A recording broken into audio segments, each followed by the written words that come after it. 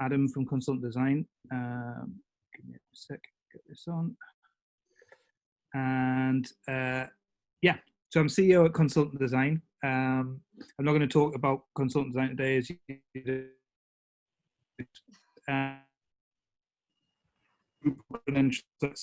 got a t-shirt, that's for starters. I'm a Drupalista. I was the co-founder of Drupal North East, which is a North East user group. We've been on a fairly long hiatus for a little while, but we also did Drupal camps North and North East over the last sort of 5 years or so. I'm a previous member of the Drupal Community Working Group, which was a really interesting role in terms of managing community conflicts effectively.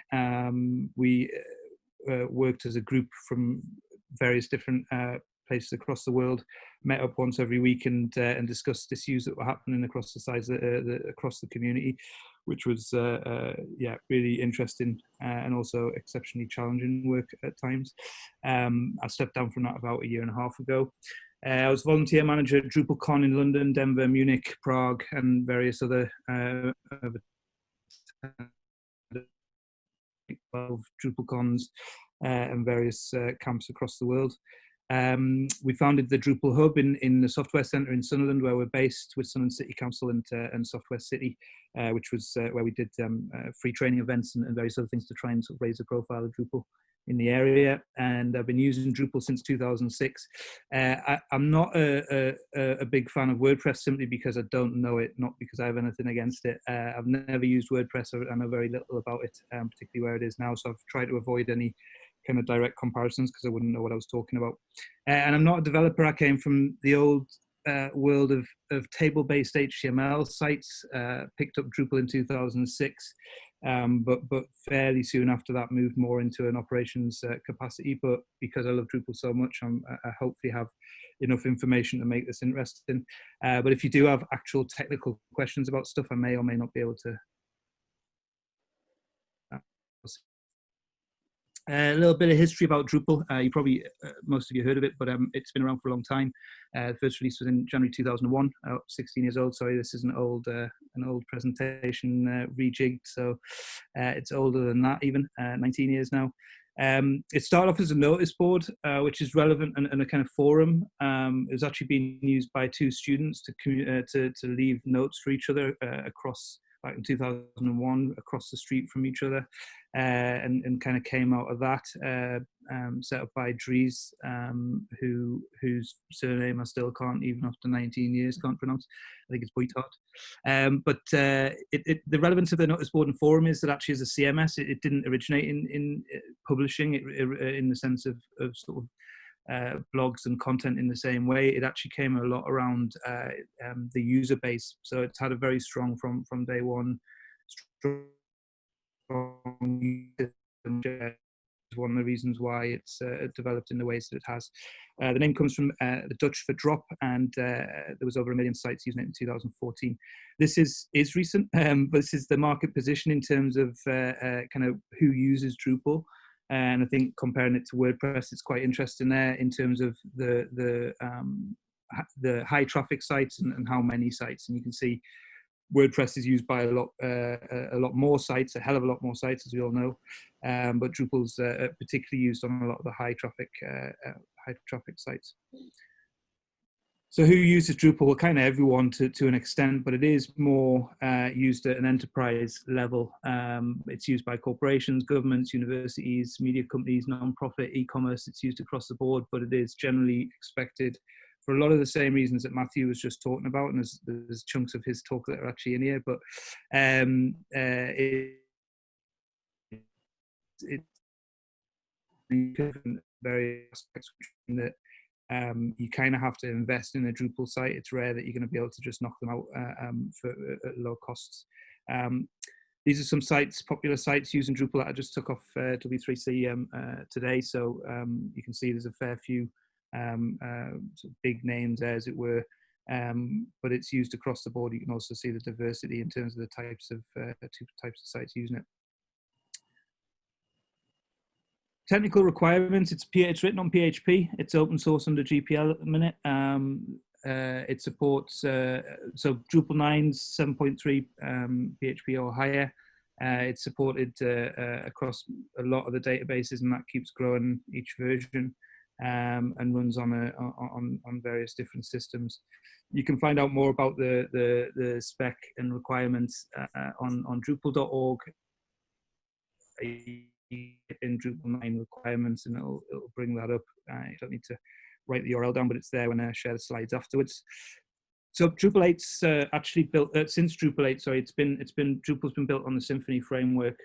This was a massive change, and one of the reasons why you may or may not know, but Drupal 7, which is still around, even though 9's just recently been released, but Drupal 7, I think it's one of the most solid bits of CMS software out there, but mostly because of the fact it's been around for like 12 years or something ridiculous. It's been hanging around for a long time, and that's because the time it took between Drupal 7 and 8 to get the release on was a big part to do with the fact that they completely re-engineered it effectively to use the Symfony framework as its base. That comes with positives and negatives, as you can imagine. Obviously, it's a sort of dependency, but on the flip side, it means that there's two open source. Drupal developers are now contributing a lot to Symfony, and likewise, Symfony developers are learning a lot about Drupal and gaining stuff that way. So it's been a good move, I think, and it's provided a solid base for the system. Don't know what that ping was. Can you hear us? Okay. Can you hear me? Yep. Cool. Okay. In terms of the theme layer, Drupal uses Twig. Again, I'm not being technical, but that was in Drupal 8 as well. So it took on the Twig stuff, which our developers love compared to what was there before. But I don't know how it compares to other theming libraries. But it uses Twig. There's access with the Drush command line, so it means a lot of the functionality in terms of installing modules, managing that kind of done from command line using Drush, which is built specifically for Drupal. It works really well with CDNs, with Docker. Composer, I think, is actually now a requirement. So if you want to install modules and what have you, it literally has to be done through Composer. Much like Matthew was saying, it's also decoupled, so it's very much available to users in a headless space, so it can be used with your favorite JavaScript frameworks, but also it can be used with practically anything on the front end if there's integration exists or you want to build it. It's a fully integrated system in terms of exposing stuff through the API. So on Drupal 8 again and onwards, we've got systems that you can literally build mobile apps that are driven by Drupal through to it's used for in-flight entertainment systems. It's used for all sorts. We did something where we were pushing stuff onto a Squarespace site that was coming, stuff site that was then getting pushed out onto large electronic billboards across Edinburgh City. So you can pretty much kind of pull the data in and push it out pretty much however you want. That all requires obviously setting up and configuring, but a lot of it's done through pretty much a point and click interface. The system itself is primarily built on entities, so you have entities of all different kinds. A chunk of which will, in the content management world, will be content entities, blog or news article or whatever. But also entities are used to handle things like orders in e-commerce or anything you can imagine, basically. But so entities are then fieldable, so you can add on any kind of fields, whether text, select fields, etc., taxonomy and categories. Again, highly configurable, and then that's all outputted through some views in a majority, which is again a kind of point and click interface, which can be through code as well. But it's a point and click interface that allows you to output data pretty much however you want. Can you hear me there? Okay. Sorry, I got a connection unstable. Yeah, you just dropped off for a second, but we can still hear you. That's it. It's the Northumberland internet. I think it must be just Sunderland in general. And then you got template files which manage the theming, and yeah, that's it's managed in different ways depending on how you prefer to work. But generally, it's Twig templates that output everything. But you have various template files for the various areas in the site, but you can take it's very component based, so you can take those template files down to an individual view, or even individual fields within individual entities can be templated through files. So it's really highly configurable in terms of the various different ways to manage it. And you have core and contributed modules, which make up the most of the system. Drupal out of the box, it's one of the reasons I think that it's harder there's a bigger learning curve, is that actually out of the box it doesn't actually do it's not much to it. Actually, hello. Sorry.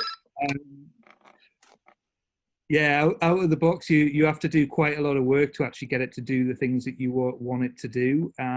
So that's a sort of negative in terms of getting things set up. But yeah, if you with the contributed modules and the advantage we find with this, and it comes back to sort of the scale of the projects you're working on with your clients, but the advantage that you have with this is that we build everything to the client's specification. So as I said before, we generally don't knock out websites that are based around management with maybe a couple of different content types. We actually do generally quite complex systems that have very specific entities and fields that need to be set up in order to do what the client needs. And it's all built from scratch in terms of, we think of it exactly what they need and build that. And that goes for the admin side of it and the management side of it, as much like Matthew was talking about. The admin interface and the admin system is as everything's built in views, everything's built, it's as customizable and as you can make it as bespoke pretty much as you want. And then contributed modules, as we'll talk about in a sec, there's a hell of a lot of them, but that's pretty much how you extend the functionality. And there's modules that do practically everything, whether it's from working with CDNs or in terms of performance. You can output all of Drupal through flat files if you want. You just install the module through to full systems and what have you that you can plug in. So a few high-level figures. It's over 100,000 active contributors. It's one of the biggest open source kind of open source projects out there. Nowhere near as big as WordPress, obviously, but it's pretty huge. There's over 1 million, I think, actually getting close to 2 million active registered users on Drupal.org. Over 36,000 contributed modules. And the important bit with the modules, I would say, that's slightly different to WordPress, is that all of the modules available on Drupal.org are open source. There's no major kind of ecosystem within the Drupal world. There are modules that you can pay for and that you can access for a fee, but the vast majority they have to be hosted somewhere else. You can't upload those onto Drupal server. Is open source and accessible to anyone and under the same license. There's over 2,400 themes, although to be fair, a lot of them are crap. So what's special about Drupal? I think, as I said before, I think a lot of the things about Drupal is similar to what Matthew was talking about in terms of October CMS. But we would consider it to be more than just a CMS. It's actually a web application framework. And as I said before, everything that's in there can be exposed with the API. It's completely headless, so you can pretty much build anything with the back end of Drupal, but output it in whatever way you want to. It's a mature project, as I mentioned, so the community is huge, and it's in general it's still a very open source community, and most people are contributing rather than putting things in or again, no reflection on wrong or right, but that's just the way that the Drupal project generally is working. It's enterprise grade. It's massively scalable. It's used by huge corporations, and again, one of the reasons why it's not that easy to sort of jump into, but it's a huge positive of it.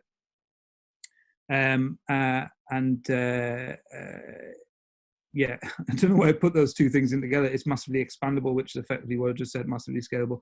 But it has a huge open source community, which is a huge benefit. It comes being on the Drupal community working group, I have the inside knowledge that there are major issues with the scale of the community, and I'm sure you've seen a lot of this in the WordPress community as well. But there's a lot of issues that come with managing a large community, particularly a very transnational and intercultural one. So it's it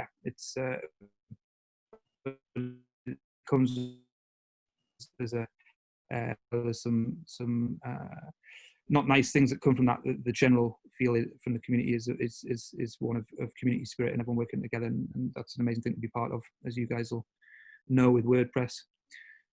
Configuration management is huge, and again, Matthew mentioned it, but with Drupal, it's the standard now that every bit of config that you build on Drupal now, and all the contributed modules are set up that they should save out all configuration as YAML files, which means that every bit of configuration in your Drupal site can be imported and exported, and also managed through version control, which has been huge for us, but particularly as a team that started to be more people working on the same project.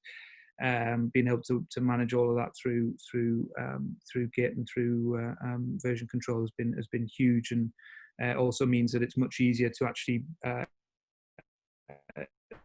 take stuff you've done past and bring into other projects and that kind of thing. So configuration management in Drupal 8 has been a game changer in a lot of ways. Drupal 8 and moving to Drupal 9, it's still being developed, but there's content staging, which is exciting as well, particularly for the bigger projects, again, in terms of being able to move your content through development sites, live sites, and what have you. One of the reasons I actually originally adopted Drupal in 2006 was because I was working on a multilingual site, English, French, and Arabic, and at that time, WordPress and Joomla, which were the other two I was looking at. It's mad that's often still the case even today, but just didn't have multilingual support in a way that was going to work. And so I adopted it for that reason back then. It's got better and better and better as the years have gone on, and it's very, very multilingual and can be used for multilingual sites in really exciting ways. Command line management through Drush, as I mentioned, again, depends who you are. I've never touched it because I don't know the command line very well, but our developers love it, and it makes management of the sites, given how complex Drupal can be, it makes it quick and easy to do certain things. I just want to throw in there distributions. You can, with Drupal, put a bunch of modules, put a bunch of configuration together, and then package that up into a distribution that can then be shared as an open source output as well. And there's a distribution space on the website that allows people to download those. So it means that if you build a community software, or if you're looking at e-commerce software that you've built with Drupal, you can actually start to distribute that as a distribution, which is a pretty cool feature as well. What's challenging about Drupal? I picked a few bits up if you've ever given it a go, but the biggest one without doubt is the learning curve. It does have a large footprint, similar to what Matthew's talking about. I think it's about 60, 70 meg at its smallest. So there's a lot of code there, and there's also a significant amount of legacy, although, to be fair, Drupal 8 to Drupal 9, my understanding is they've been taking a lot of the code out as best as they can. It was one of the main big changes since they've changed the version management that they now do. You usually need front end and back end development. When I say back end, I use that loosely, more along the lines of sort of site building, but thinking things about things from a kind of database perspective. It's not just a sort of CMS that a front end developer could pick up and quickly and easily do the kind of stuff that they want to do. That's a generalization, of course, but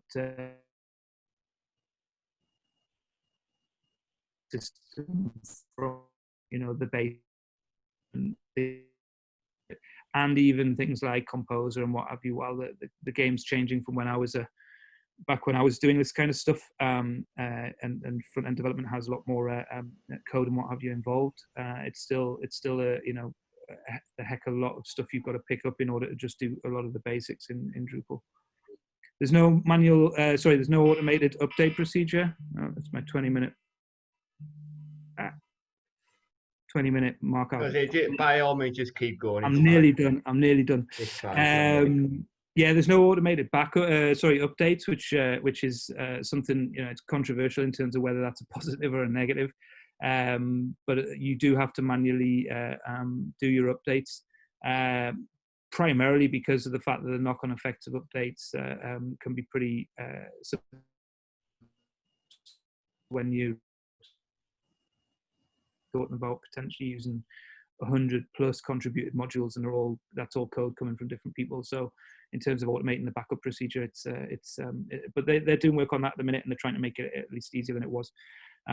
As I mentioned, usability out the box, again, there's massive improvements been done in this in 8 and 9 in terms of the usability of the back end.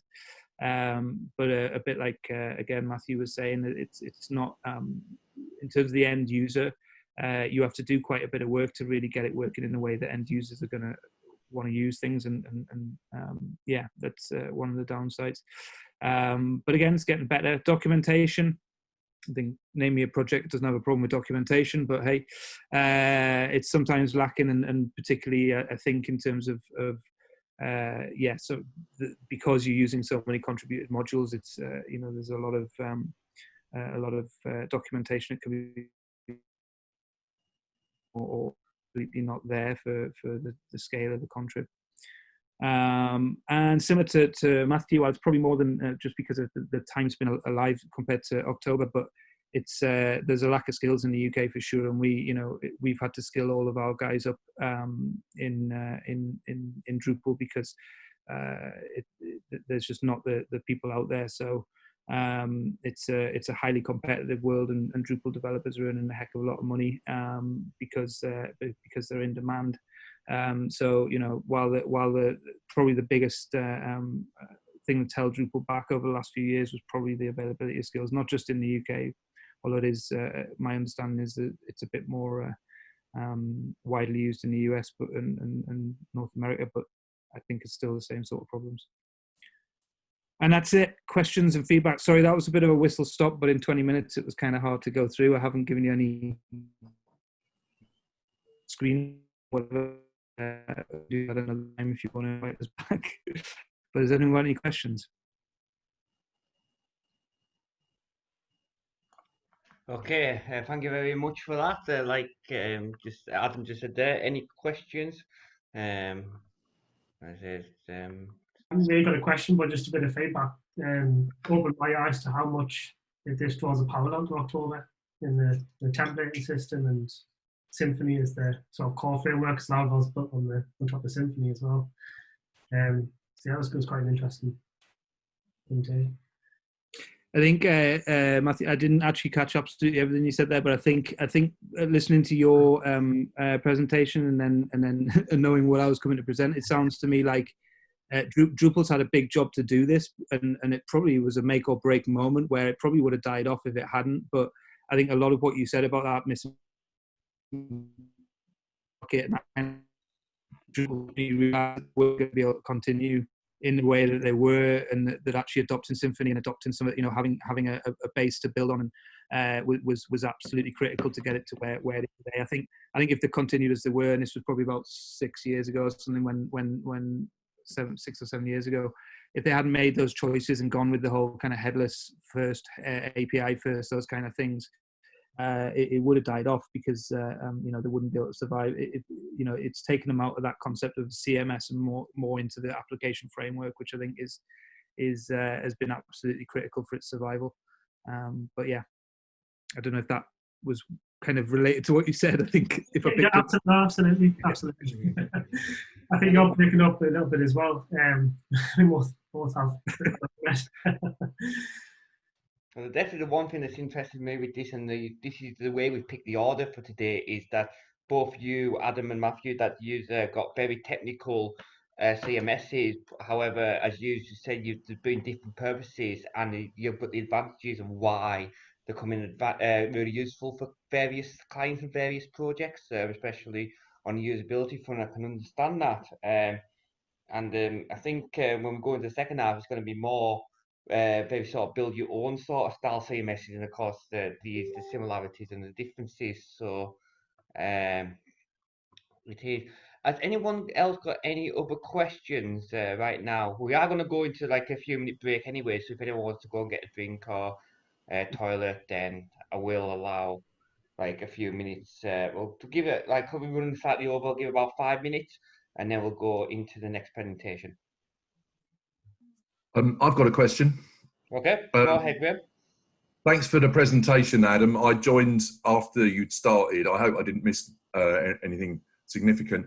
I must admit that I've never really done much with Drupal. I've certainly read about it. My question was around accessibility. I know in the past there's been quite a focus within Drupal on getting the accessibility of all the components and everything right. Is that still the case? Do you know, Adam? Yeah, there's a strong accessibility kind of community within the community within Drupal, and I think also over the last few years, particularly when I was doing the community work and group stuff. I mean, I think there was a push for a lot of kind of cross open source project accessibility work as well. So yeah, I mean, I don't know the details, to be honest, but accessibility has always been something that the technical details, let's say, it's always been something that's been strong on the agenda of all the Drupal developers. So they have, like with security and so accessibility, and I think the community gets quite a lot of new recruits, as it were, for exactly the reason that you were saying, that they've got that focus. In terms of how accessibility is built into Drupal, sorry, I'm probably breaking up. Yeah, technically, I don't have the details, but it'll all be available on the Drupal.org site. But they have a very strong accessibility community and try to build in where possible. Like, I think the biggest challenges come, it's probably the same with other projects, around the fact that it's so based upon contributed modules, so based upon expandability and other people contributing modules to it, that the core comes out the box very very accessible, but it relies on so many other developers to make the contributed modules accessible that's probably the bit where it's harder to maintain and harder to keep on top of it. But there is definitely a very strong within people to make it as accessible. Okay, thank you. And thanks for the talk.